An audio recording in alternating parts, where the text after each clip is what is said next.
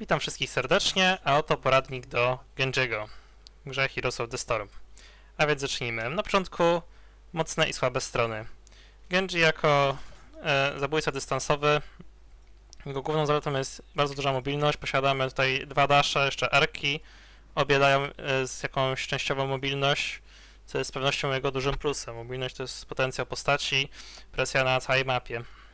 Kolejną to tym idzie zaletą, poza mobilnością jest niezależność Genji'ego. Genji to jest taka postać, która bez problemu może stać na przykład i zbierać tego jednego wave'a, którego Foreman nie domaga i będzie to dosyć safe, ponieważ ma tą mobilność. Tak samo posiada na skutek tej dobrej mobilności bardzo dobre ganki, co także dobrze wykorzystywać. Z kolejnych mocnych stron Genji'ego to jest oczywiście też możliwość dobicia oraz wynikająca także z jego mobilności fakt tutaj, że może zawsze sfollowować tanka. I to są jego główne zalety tutaj.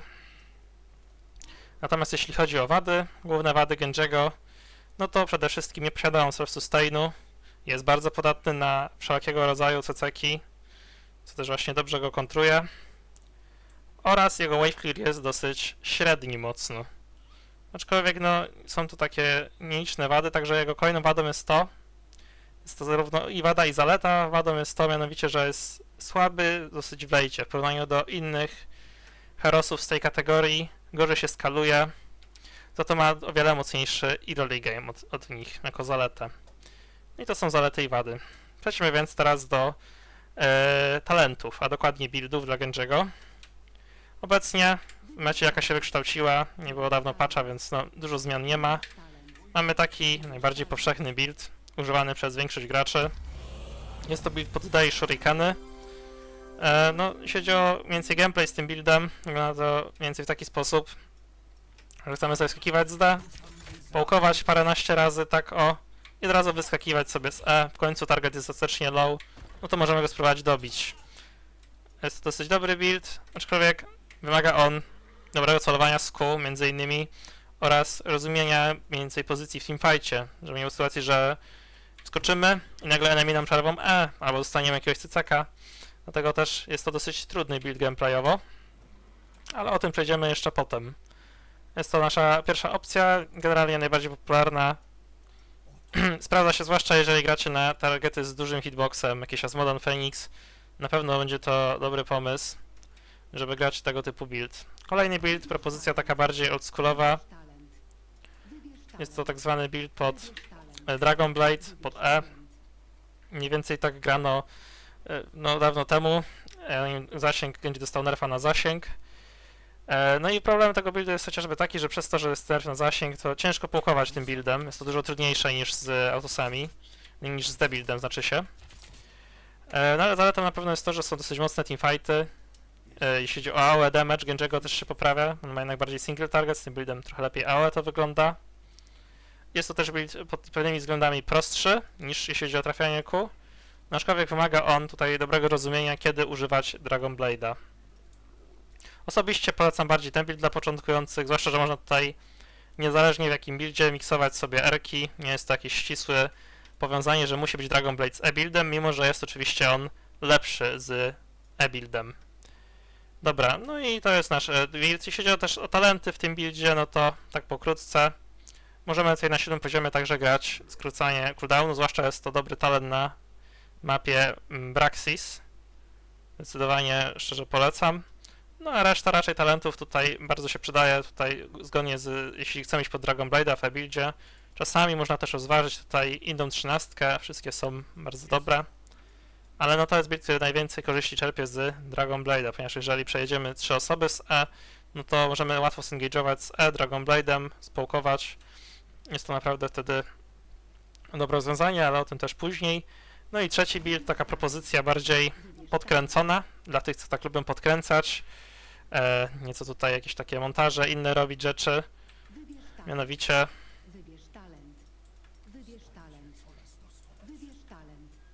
o, to taki build. Jeśli chodzi o 13, tutaj też jest zależnie od sytuacji, raczej między Shinganem a tym, nie chcemy grać w tym buildzie. No i build ten opiera się bardziej na takim połkowaniu też backline'u. Chcemy raczej, no nie połkować backline'u, tylko zabijać backline bezpośrednio. Gameplay tym buildem przypomina bardziej granie z Ratulem czy Tracer. że chcemy bardzo wbijać na target i bardziej go tak ze 100 do 0 brać, niż tak połkować parę razy. Dlatego też właśnie gramy czwórkę pod aktywkę, która ma więcej bursta w porównaniu do innych czwórek, ale za to jest o wiele rzadziej. Dlatego jest to jakby takie coś za coś.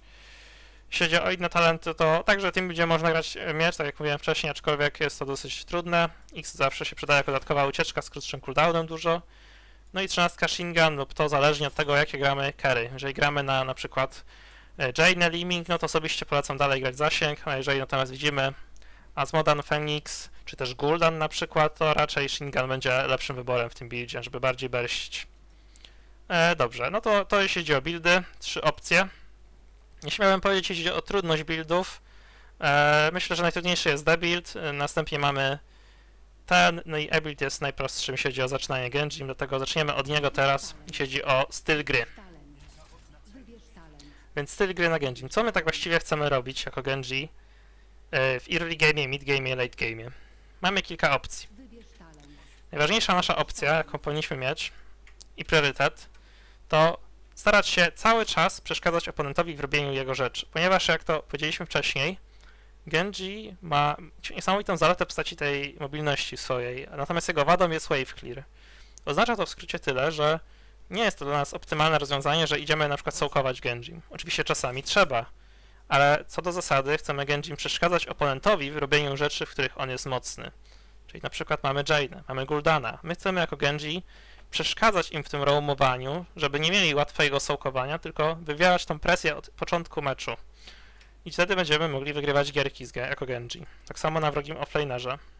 Dlatego nasz gameplay w early powinien wyglądać mniej więcej w taki sposób, że cały czas staramy się poszukać w jakikolwiek sposób killi. Czy to na wrogim offlanerze, czy na wrogim carry. Chcemy followować tanka z tym buildem na foremanie głównie. No i połkować tutaj poszczególne targety. Tutaj też właśnie wkroczymy się, chodzi o kwestie mechaniczne tego buildu. Z e-buildem musimy cały czas mieć na baczności to, na jakiego tanka gramy. Do tego przejdziemy też później, mianowicie jak grać na poszczególne tanki, ponieważ przez to, że jesteśmy w range'u 4,5, jesteśmy cały czas ustawieni na wrogi engage, więc jest to dla nas dosyć niebezpieczna sytuacja, więc chcemy często po prostu wykorzystać talent z jedynki, movement speeda, żeby połkować, czyli w tym momencie nawet chcemy sobie po prostu engage'ować z E we wrogiego carry, dodać troszeczkę obrażeń i wyjść. W ten sposób tak powtarzać te engage, aż do skutku i nam wpadnie kill. Jeśli chodzi teraz o kwestie takie kolejne, mechaniczne teraz, bardziej w tym buildzie, ale też ogólnikowo do Genji'ego, zawsze chcemy połkować na zasadzie auto-attack Q, auto-attack Q. Nie chcemy robić czegoś takiego, że tylko stoimy w miejscu i autosujemy cały czas. Chcemy maksymalizować nasz DPS, robić tak zwane krótkie trady, czyli nie tradujemy się tak po prostu z targetem, ponieważ Genji, bijąc się tak zwyczajnie, raczej będzie miał problem, nie? Na autosy, na przykład na Raynora czy Greymana, ale jeżeli będzie on wykorzystywał wzory tradowania się z oponentami, czyli wykorzystywał swoje cooldowny w umiejętny sposób, może on outradować praktycznie każdą postać w gierce. Co to oznacza w praktyce? Oznacza to w praktyce tylko tyle, że na przykład możemy szybko wejść z E, społkować z Q, zablokować z W autoatak i społkować jeszcze jednym autoatakiem. W ten sposób, jak dzisiaj na 20 poziomie zadałem 2200 obrażeń, to na wcześniejszych levelach byłoby dużo mniej, jakieś koło 40% powiedzmy wrogiego HP, ale w zupełności to starczy, ponieważ my w tym czasie, jeżeli zrobimy to umiejętnie, nie tracimy w ogóle HP praktycznie. Być może z 10% i to jest dla nas pozytywny trade. No, takie trady chcemy brać, ponieważ nasz healer po prostu nas łatwiej odleczy niż wrogi healer tego Kerusa. I on też będzie się obawiał, tak? No bo jak będzie miał powiedzmy pół HP, będzie musiał czekać aż healer podejdzie, go podleczy i zanim tego nie zrobi, no to już będzie na przykład bał się podejść pod wave'a, ponieważ będzie wystawiony, będzie podatnym targetem. No i to jeśli chodzi o takie wkrótce granie e-buildem w early game, potem jeżeli dochodzimy już do poziomu 10, przeważnie nie chcemy połkować tym buildem już w taki sposób agresywny cały czas z E. Trzeba naprawdę to zrównoważyć, ponieważ wtedy przeważnie na 10 jest dużo więcej CC-ków już dostępnych i innych rzeczy typu stazy, dlatego w midgame robi się to dużo trudniejsze. Na tym etapie raczej chcemy poczekać, że wrogi tank zużyje swój engage, na przykład Anubarak Charge, Muradin Młotek, no i wtedy chcemy go po prostu troszeczkę popołkować, tego tanka tutaj. Połkować go tak długo jak możemy, Pamiętajcie też, że Genji nie jest zatrzymany w animacji autoataku, możemy się ruszać, tak? Nie musimy stać cały czas, to nam zwiększa naszą przeżywalność, nasz DPS także, co później też nieco pokażę. No i to jest nasza taka priorytet w midgame'ie, czyli czekamy po prostu aż tank spali cooldowny trochę. I jak spali te cooldowny, no to w tym momencie możemy się nieco wyszaleć, nieco społkować go, bądź wejść na backline. Zależnie od tego, czy mamy jeszcze jakiegoś innego divera w naszym teamie, na przykład Sonię, to wtedy powinniśmy na backline szukać engage'u. Teraz jeśli chodzi o używanie R-ki w midgame'ie, no to przeważnie w midgame'ie, ponieważ Shadow Timery są dość krótkie, chcemy R-kę użyć, żeby zabezpieczyć z 2 kille co najmniej, ponieważ na 1 kill przeważnie nasz burst w single target jest dostatecznie dobry, nie potrzebujemy Dragon Blade'a. Natomiast Dragon Blade zwiększa nam AOE nasz damage, czyli jeżeli chcemy poszukać kilku killi. To znaczy to w praktyce tylko tyle, że jak na przykład widzimy, jest teamfight, mamy kilka targetów, obijamy wspólnie, bijemy ten sam target, co cała nasza drużyna i wtedy możemy odpalić ten Dragon Blade, wejść i zadać sporo obrażeń, tak? Kilku targetom przeważnie chcemy zdobyć szybko raz na tym targecie, żeby już na następnym siedzieć z tym mieczem. I to jest nasza więcej rola z e-buildem. Jest to build, jak mówiłem, prostszy nieco gameplayowo. I to tyle, jeśli chodzi o e-build. W late game wygląda mniej więcej podobnie cały plan, tylko tam jeszcze bardziej musimy uważać z kołkowaniem. No a jeśli chodzi o używanie Dragon Blade'a w late game, to warto po prostu nawet spalić, żeby zabezpieczyć jeden kill, ponieważ jeden kill w late w dobrym momencie, jak jest objective, może wygrać nam mecz. To tyle, jeśli chodzi o e-build. Przejdźmy teraz do debuildu. Z debuildem sytuacja wygląda bardzo podobnie. Natomiast jest nieco inaczej w kilku aspektach. Po pierwsze, nie musimy połkować tylko tanka, tak jak z e-buildem w midgame. Możemy połkować dowolny target. Starajmy się po prostu wskakiwać zawsze z flanki, ponieważ jeżeli my wskakujemy z flanki, to jest też taka rzecz, jeśli chodzi o pozycjonowanie się Genji, zawsze starajmy się stać z flanki. Czyli powiedzmy, tu jest nasza drużyna, my stoimy tu albo tu. I co to daje nam wtedy? Daje nam to wtedy, że enemy są rozproszeni. Jeżeli leci jakiś losowy poke, jakiś AOE, na przykład spell Liming czy coś, to szansa, że tu oberujemy losowym spellem, jak tu jest nasz team, jest dużo mniejsza. Ona będzie chciała w nas konkretnie, musi celować teraz. I dzięki temu zwiększamy survey naszej drużyny, zwiększamy nasze survey oraz też mamy bardzo dobrą pozycję na ewentualne wbicie w backline, ponieważ jesteśmy jednocześnie, możemy bić ten target i ten target. A jak stoję z tej strony, jak widzicie, powiedzmy, że to jest wrogi tank, no to w tym momencie już nie mam tej możliwości spozycjonowania się, już muszę specjalnie skrócić dystans, a tak mogę zrobić to za pomocą po prostu podejścia, tak? To jest jeśli chodzi o pozycjonowanie, że enemy muszą wtedy, wiecie, rozważyć, który target chcą bić. Czy was, kiedy jesteście bardzo mobilni, macie ucieczki, trudniej was trafić, czy wasz team po prostu. Więc jest to dobre rozwiązanie. Teraz właśnie z debuildem. Cały zamysł debuildu jest bardzo prosty. Wskakujemy i połkujemy wrogiego backlinera. Przeważnie chcemy jak najwięcej damage'a zadać z tego Q. Czasami nawet nie możemy robić tego w taki sposób, że Q autoatak, tylko od razu Q, żeby szybko wystakować to i gdzieś wyskakujemy dalej z E sobie tutaj. Bądź też czasami, jeżeli jest sytuacja dobra, nie wyskakujemy z E, tylko po prostu odchodzimy sobie. To też jest ok, zależy jak wygląda sytuacja. I to tyle, jeśli chodzi o debuild. Jeśli chodzi o ostatni build teraz, sprawa wygląda bardzo podobnie, tylko w tym momencie nasze bity są raczej all-inem. Co to oznacza mniej więcej? Że chcemy, jak już się wbijemy, to chcemy zabić target. Nie chcemy raczej tak za bardzo wskakiwać. Też możemy, żeby połkować, ale jest to dużo mniej efektywne z tym buildem. Raczej z tym buildem chcemy po prostu skupić się na tym, żeby naładować sobie zawsze wcześniej jedyneczkę, na przykład o wrogie wieżyczki. Co zaraz też potem pokażę parę ciekawostek, jeśli chodzi o to ładowanie. Ładujemy sobie te wieżyczki, tutaj mamy jedyneczkę. I co nam to daje w praktyce? No, w praktyce mamy duży AOE burst wokół siebie i w tym momencie możemy po prostu wskoczyć, odpalić to, odpalić W. Bardzo często na leci jakiś damage, odpalamy kolejną jedynkę, odpalamy E i mamy naprawdę duży burst w single target. Możemy wysadzać wrogie targety takie jak Liming, Jaina bez problemu. I jest to duża właśnie zaleta tego buildu, że mamy taki duży burst przez wcześniejsze naładowanie jedyneczki. Jeśli chodzi o potem podejście do midgame'u, to cały czas raczej nie chcemy engage'ować pierwsi, jest to bardzo ryzykowne. Możemy oczywiście, jeżeli jesteśmy pewni swoich umiejętności, widzimy tanka daleko, ale raczej chcemy czekać aż troszeczkę zamętu, będzie troszeczkę cooldownów zostanie zużytych, zwłaszcza jest to ważne, jeżeli nie posiadamy jakieś kluczowe CC typu Malfurion z Silencem, czy też Uther z Młotkiem. To jest mniej więcej plan na midgame, po prostu czekać i wtedy wbić się właśnie z Diverem, bądź też samemu, aż enemy troszeczkę podejdą, żeby sfollowować tanka. Teraz przejdźmy do sztuczek na Genjiego. Wszyscy robią sztuczki, więc zobaczmy pierwsze kilka sztuczek.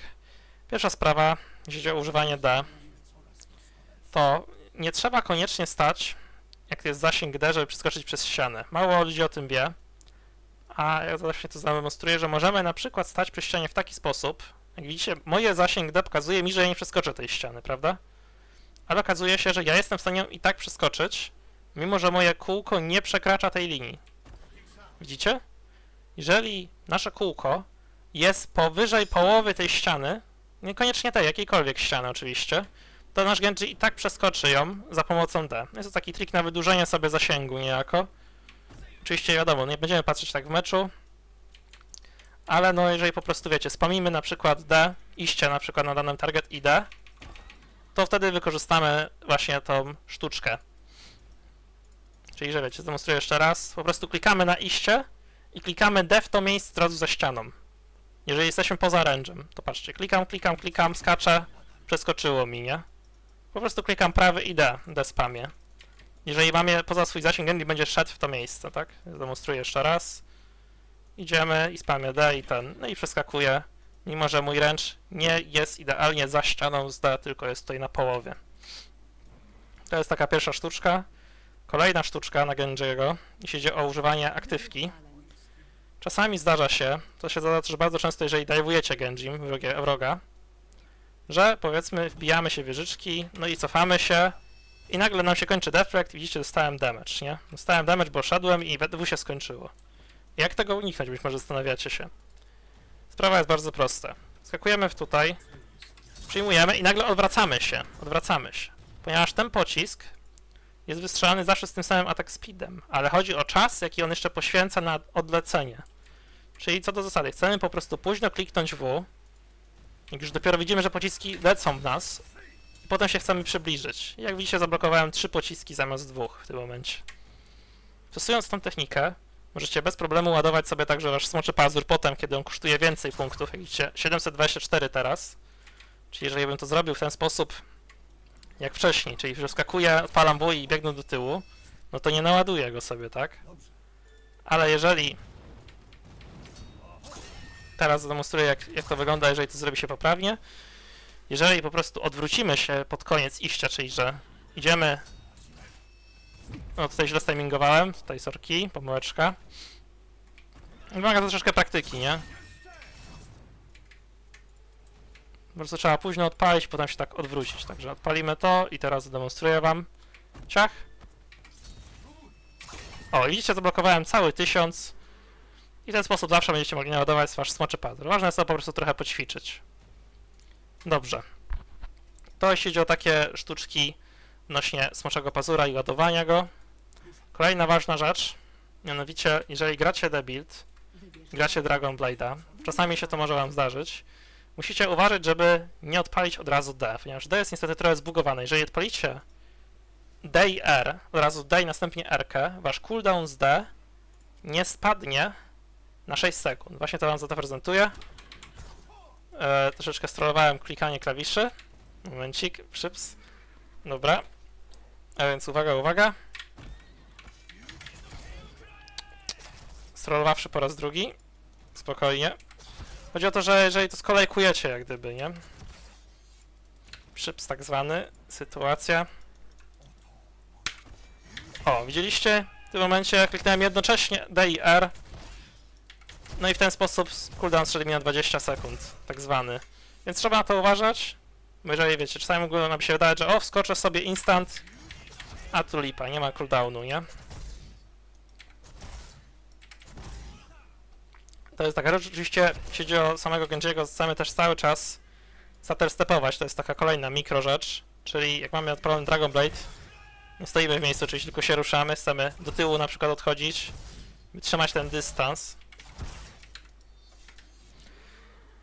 Jeśli chodzi o kolejna rzecz jeszcze związana z D, tak samo kolejny bóg, który może niestety wam się zdarzyć, jest dosyć niebezpieczny. jeżeli kolejkujecie często rzeczy, na przykład wchodzenie na monta, co powinniście robić, jeżeli nie robicie, to zacznijcie, czy też będzie kiedyś tam poradnik zrobiony, no to musicie uważać, ponieważ jeżeli skolejkujecie wejście na montę i od razu D, co mogłoby się wydać bardzo optymalnym zagraniem, to nie będziecie w stanie wskoczyć na maksymalny range. Teraz na przykład zrobiłem trochę odstępu, ale jeżeli nie będzie tego odstępu takiego, to wam nie przeskoczy Genji na maksymalny zasięg D.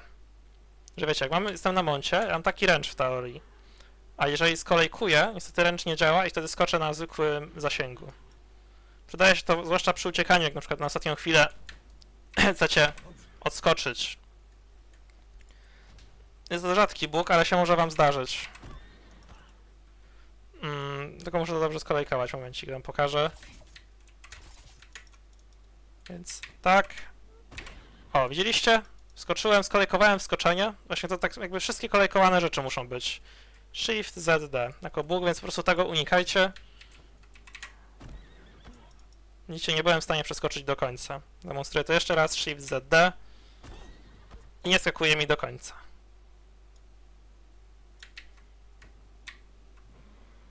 Oczywiście, jeżeli odczekamy troszeczkę, to się uda wtedy. No i to tyle, jeśli chodzi o takie rzeczy z D związane, całkowicie, definitywnie. Kolejna rzecz, jeśli chodzi o Genjiego i Dragon Blade'a. Pamiętajcie, że E ma 1,5 sekundy na reset. Znaczy to tylko tyle, że jeżeli macie Dragon Blade'a, mechaniczny trik to jest, i chcecie się wbić na przykład w target, to nie róbcie czegoś takiego, że odpalacie E i następnie R, ponieważ jest jakby ten czas taki 1 sekunda na przeładowanie Dragon Blade'a. I jak to zrobicie, to sekundę tu stracicie czasu na depsa. I w tym momencie, po zrobieniu E, zrobicie tylko jedno machnięcie mieczem oraz też bardziej narażacie się, ponieważ przez 1 sekundę całą nic tu nie robicie. Zamiast tego zawsze róbcie najpierw R-kę i potem miecz i wtedy możecie 2 razy machnąć i dostać reset na E. Dzięki temu zapewnicie znacznie więcej fragów, ponieważ jedno machnięcie to jest 500 obrażeń i nagle wiecie, zamiast zadać w ciągu 1,5 sekundy 900 obrażeń, zadajecie 1500 prawie. Co jest całkiem dużą różnicą, jest to istotne, jeśli chodzi o Genjiego. To tyle, jeśli chodzi o triki z Dragon Blade'em. Jeśli chodzi jeszcze o taką inną rzecz, bardzo istotną, to jest używanie W. W, jak widzicie, zadaje też dużo obrażeń. Chcemy używać go głównie ofensywnie, wbrew pozorom, mimo że jest to defensywna abilitka. Oznacza to w praktyce, że chcemy wykorzystać wrogie struktury i miniony. Powiedzmy sobie na przykład, że jest tu wrogi bohater. I w tym momencie, jeżeli widzimy, że wave idzie, no to w tym momencie możemy wskoczyć, skoro idzie ten wave, poczekać gdzieś tak, chwileczkę trzeba poczekać, żeby nie odpalić za szybko tego W i wtedy nasze W zda bardzo dużo obrażeń temu targetowi. Być może dostaniemy nawet reset nawet na jeszcze Dragon Blade, Dragon Clawie, co jest bardzo istotne, jeżeli chcemy zwiększyć nasze umiejętności w gankowaniu, to nam bardzo dużo fragów może dać. Dlatego chcemy zawsze poczekać, aż będzie wave. No ale ktoś mógłby powiedzieć, skąd mam wiedzieć, że będzie szedł wave? Jest to bardzo prosty trik, mianowicie zawsze wrogie wave'y idą w ten sam sposób, wychodzą z bazy. Wychodzą zawsze na pełne sekundy, czyli na przykład 0,0 jak macie i 30, nie? Czyli na przykład minuta, minuta 30, 2 minuty, tak wychodzą wave'y. Oznacza to tylko tyle, że możecie spojrzeć na timer, ale oczywiście wiadomo, no nie każdy będzie pamiętał o tym timerze, też ile idzie ten wave na przykład do mnie, więc to można też jakby po prostu mieć w głowie, że taki jest ten, ale jest dużo prostsza metoda, mianowicie nie widzicie wrogich minionów na wizji, ale widzicie wasze. I to jest lustrzane odbicie niejako. Widzicie na przykład, że wasze miniony są tu, no to wrogie miniony też są tu, w tym miejscu. W tym obszarze tutaj między wieżyczkami a fortem. Oznacza to tylko tyle, że jeżeli tak są wasze miniony, patrzycie gdzie one są i widzicie, ok, mogę skoczyć i lecimy. Możecie na minimapie to zobaczyć po prostu bez przejeżdżania kamerą. Z detalej technicznych jeszcze oczywiście bardzo polecam nauczyć się na Genji przede wszystkim stutter-stepowania, ponieważ animacja Genjiego jest bardzo krótka, jeśli chodzi o zatrzymanie się na autosa, możemy się ruszyć od razu, jest to istotne. Oraz oczywiście ustalić wszystko jak możliwe na quick castie najlepiej, ponieważ w ten sposób zaoszczędzimy cenne sekundy i nie będziemy mieli sytuacji, że na przykład misujemy fraga.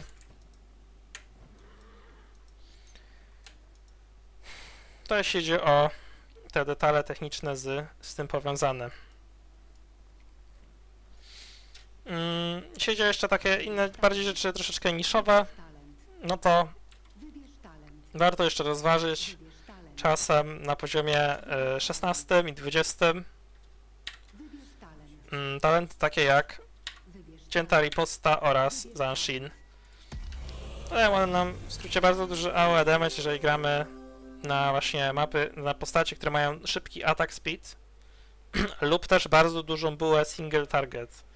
Ponieważ często ludzie mylą, tutaj mylnie czytają opis tego talentu, jest tutaj 33% wartości zablokowanych obrażeń. Czyli jeżeli leci na pyrka, 1/3 pyrki odbijana we wszystkich, boom, nie? Więc no jest to całkiem pomijany aspekt przez wielu osób, ale przydaje się, zwłaszcza w połączeniu z Zanshinem, no oraz oczywiście postacie szybkostrzelne typu Tracer, Tassadar, Tychus, czy też skille, które biją nas szybko, na przykład Buta Sadara, Lucius Autosów, Lucius Aury. Są takie przykłady, które bardzo często się zdarzają i na których możecie nagle, jeżeli dobrze wyczujecie moment, zabić cały wrogi team za pomocą W. Aczkolwiek warto generalnie to unikać. Oraz Zanshina raczej polecam nie brać, jeżeli nie robicie tutaj 6500 na 20 levelu, to raczej nie bierzcie go z nadzieją, że zaraz dokończycie, bo to po prostu za mało blokujecie na W i się raczej nie opłaca. Jeśli chodzi o używanie X-a, przede wszystkim chcecie raczej używać go do dodżowania rzeczy, czyli na przykład, nie wiem, leci was loop, możecie użyć to do dodżowania loopa, dodżowania Erki Maltaela, generalnie jakieś przepozycjonowania się, ucieczki nawet, możecie przez ścianę za pomocą tego przeskoczyć, czy też jako combo, na przykład z Anduidem, bomba, że wchodzicie i kombicie, czy też ogólnego dobicia, więc jest to raczej kwestia takiej praktyki, jest dosyć prosty X do używania, po prostu klikacie i tyle. No i myślę, że to jeśli chodzi o takie aspekty Genji'ego, to będzie wszystko.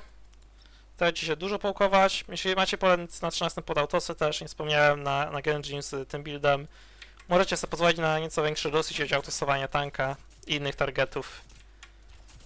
To tyle, jeśli chodzi o teorię Genji'ego. Mam nadzieję, że się przydało komuś to tutaj. Troszeczkę chaotycznie, wiem, ale kiedyś będzie lepiej. No i pamiętajcie jeszcze, że jak macie tego, abilitki, to wszystkie przerywają autosy Genji'ego poza D. Czyli możecie od razu użyć D i cofnąć się do tyłu, nie? Wtedy wam nie przerywa, ale jak na przykład zrobicie, to już nie zrobiło 3 autosów, tylko 2, nie? Jak użyjecie jakieś abilitki, więc musicie wyczuć, to trzeba poczekać, nie? Jak zrobicie od razu, to przerwie i jest lipa. No, z takich trików mechanicznych jest dużo, wiecie, jak się gra, to tam dużo się ich widzi, tam, wiecie, też za jakiś czas wrzucę mecz pokazowy, to będzie troszeczkę to bardziej przejrzyste, nie? Bo to jest jednak taki heros bardzo wymagający mechanicznie, nie? No, tak samo jest sztuczka oczywiście jeszcze stara z tym Q, nie? Chociażby, że rzucacie jedno Q i macie na ganku, jak przychodzicie w early game, mid game 5 Q tak naprawdę, bo robicie raz Q, autoatak, Q, autoatak i macie kolejne 3 ładunki. Też to się czasem przydaje. Dobra, no to tyle ode mnie. Trzymajcie się wszyscy cieplutko i widzimy się, mam nadzieję, już niedługo.